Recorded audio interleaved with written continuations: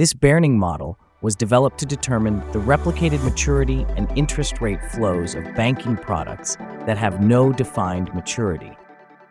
Let's see how it works. First, it is essential to input the product data, including historical product volumes and interest rates.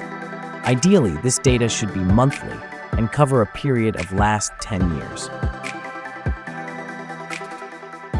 Then we need historical liquidity premiums used by the bank for each maturity, also on a monthly basis.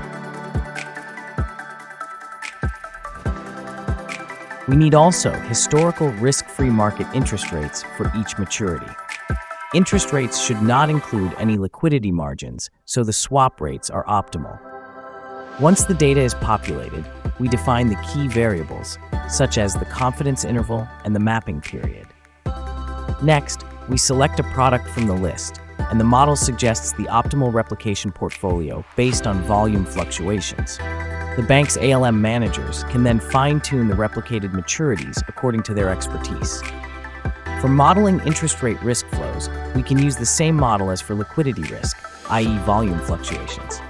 However, we can adopt an advanced approach by modeling interest flows based on margin fluctuations instead of product volume fluctuations.